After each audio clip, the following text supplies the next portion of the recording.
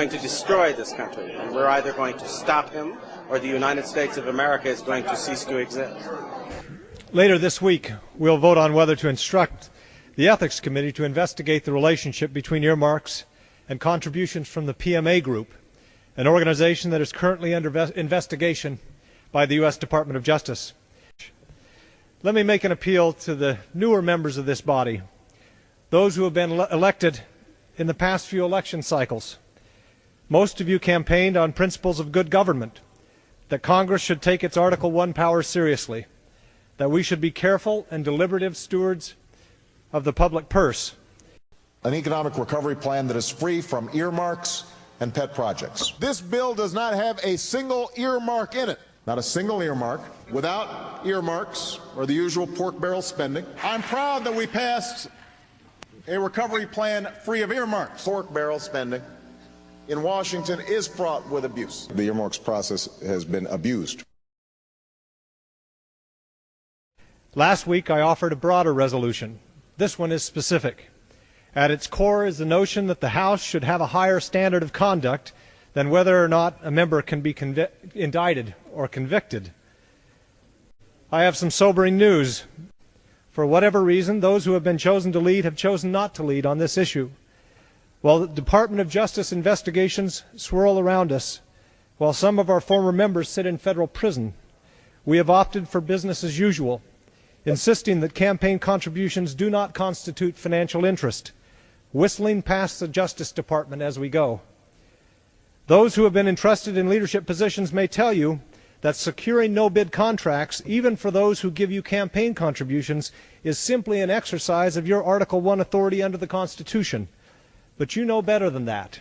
At a recent high-priced fundraiser at the Ritz, top defense lobbyists flocked to honor Congressman John Murtha, head of the House Committee on Military Spending. This year alone, Murtha gave out nearly $160 million in earmarks, grants of money without the normal public review. Every private entity that received an earmark from Representative Murtha gave him a contribution, a campaign contribution. Murtha helped set up the nonprofit Concurrent Technologies in his hometown of Johnstown, Pennsylvania. Among the things they do, help others get federal money. They should know they get $200 million in federal grants each year.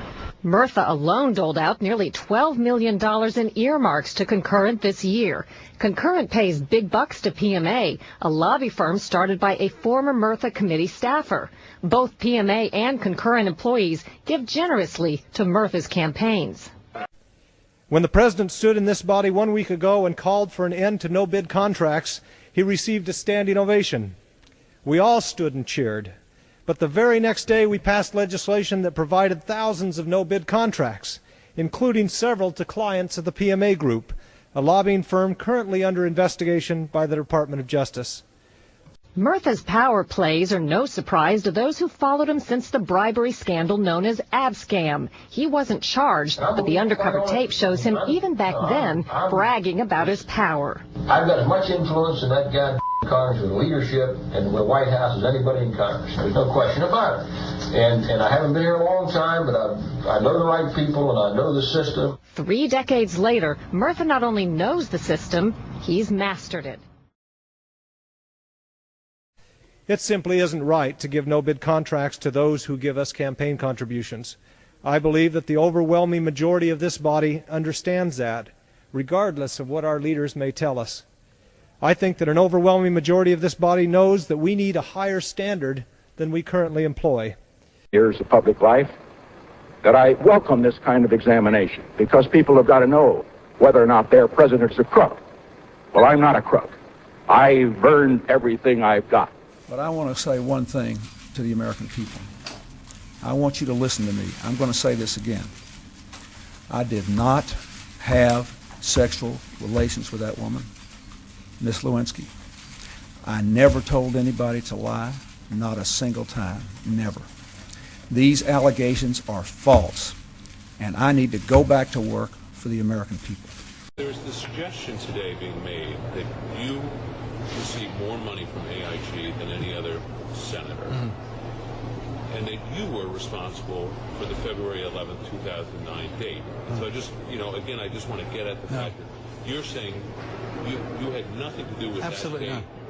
And there was nothing you were doing that was aimed at protecting AIG. Not at all, not in the slightest. Absolutely.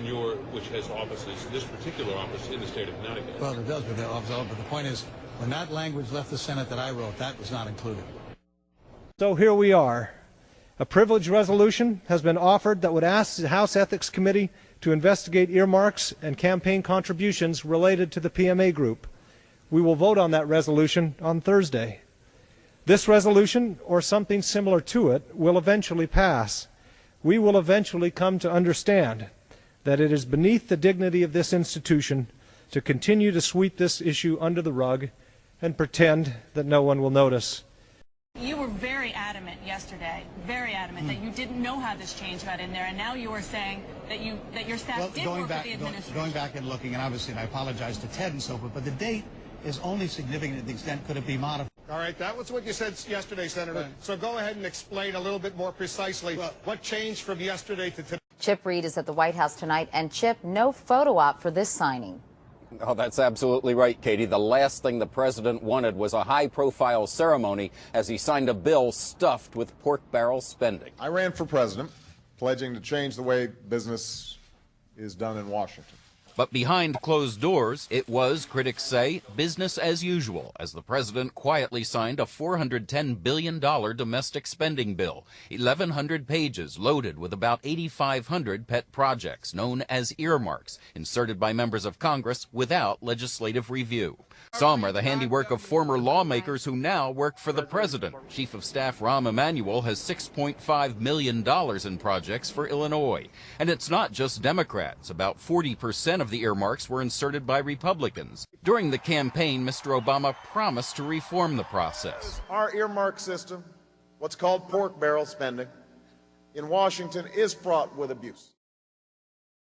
I am signing an imperfect omnibus bill because it's necessary for the ongoing functions of government. In short, the White House says it's time to move on. This bill was last year's business. It's easy to say, well, it was last year's business. This is a new Congress, and he is our new president. We had to send the bill to him, and he's the president, can sign it or veto it. So he missed a great opportunity. This is insanity. It's as if we have put insane children and adolescents in charge of our government. And I think we need to ask simple questions.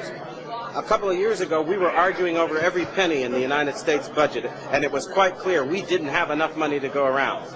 Well, somebody asked me where we came up with $2 trillion in the course of the last 6 months. Did we wish for it out of the air? Have people gone mad in this country? You don't have that money. We are claiming that a bankrupt government can save a bankrupt banking system. Explain to me how that happens, because I think that's impossible. And we're all acting like the laws of economics have been repealed, and we can actually afford to foot the bill with money nobody's got. This is insane. It's got to lead to the collapse of our economy, and it's going to. Madam Speaker, we owe this institution far more than we are giving it. Let us vote for this privilege resolution and give it the respect it deserves. We're going to destroy this country, and we're either going to stop him or the United States of America is going to cease to exist. Turn them off!